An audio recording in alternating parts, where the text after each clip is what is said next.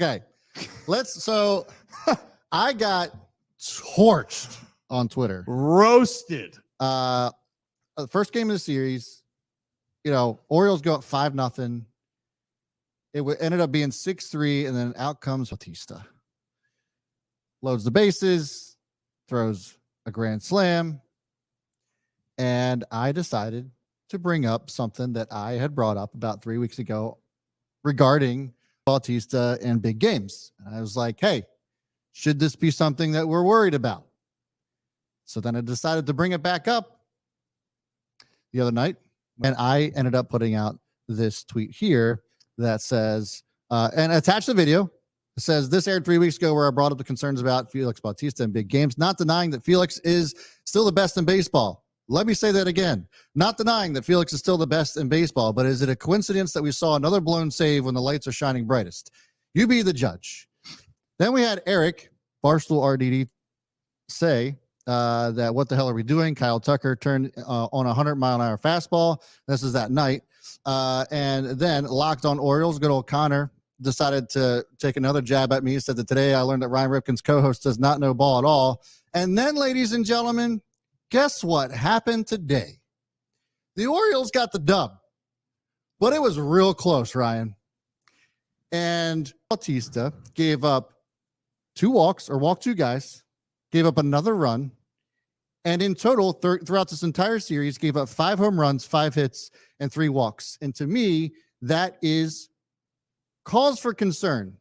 I would argue that I actually do know ball now, and that there is legitimate questions that should be surrounding around this issue. Is Jose Bautista still the best in the league? Yes. Felix. We just watched the clip on Jose later. Felix. Sorry. You're not. I know. Sorry. I'm a little heated. I can tell. Is Felix Bautista still the best in the league? Yes. Is there any closer that I would want on the Orioles other than Felix Bautista? No.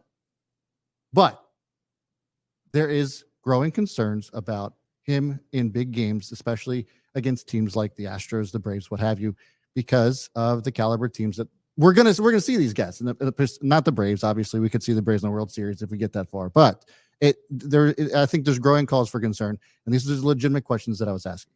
That's all I'm going to say about it. So I laugh here just because I did tell Brad before when he was saying he's going to put something out there. I said, woof, after a game, Godspeed, if you put out a tweet. And again, I think the wording of how the tweet itself, I think what was getting people going, because the thing initially was just asking essentially when you face the teams, but obviously I've mentioned this, I've been on the record. You can look at all my tweets. You can look at everything I've said. Yeah. I never have any concern with Felix Bautista. The guy throws 100+, splitter's devastating. He deserves to be a Cy Young. Consider it. I still think he's going to be in the race for it. But now just talking about things, it might not be like saying about Felix worrying about him in general. I think it's also proving the point that driving home the point that the Houston Astros are still the team to beat in the American League. And I think that people shied away from that. And I think in this moment, even though the primary objective is to stay ahead of the Rays and win the American League East, I think we can all agree with that. But the Houston Astros are an extremely hard team to put away. And I think that's something that if Felix came out 1-2-3, we probably, you're hearing me out, it probably isn't as passionate. Again, it's not about the concern, but if we go back, there was a game last year, and I hate even that I have to remember this. The Orioles played the Astros at home, and it was September 24th, 2022. And I was at the game. That's why I remember the game. And the guy that hit the grand slam against the Orioles also caused a blown save for Felix last year.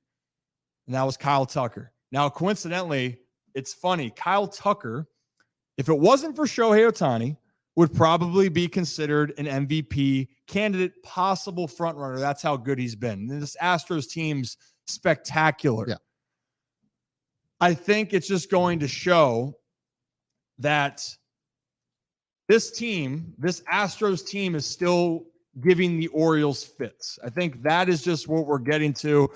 But context wise, I just laughed because I just knew that you were going to just get roasted the hell out of you and that's with the fine. words. Like, I did it with intention of garnering some conversation, which it definitely did do that. But it now has been validated by now you have people. Yeah, you put a thought in someone's head. Yeah, and to the credit of it, and this is what I said.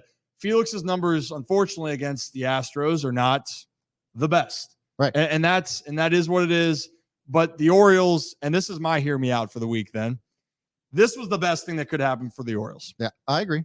I think this is the best thing that could have happened is that the Astros came in, took your heart out in game 1, put it to you late in game 2, which we'll get into a little bit more of our baseball questions around some of the players or team.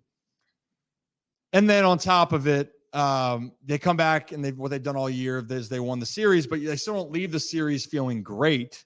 You feel like the Astros, if you take away from the series, everyone thinks that the Astros are still the Astros. Yeah. They've still been the best team in baseball in the American League for the last decade. But I think that that's good because you realize, and I tweeted this out last night, the Orioles can beat anybody. Yep. They have the talent to beat anybody. They have the confidence to beat anybody. But you're still chasing that one team. And that one team is the Houston Astros. And until they are not in the playoffs, I don't care if they don't win their division.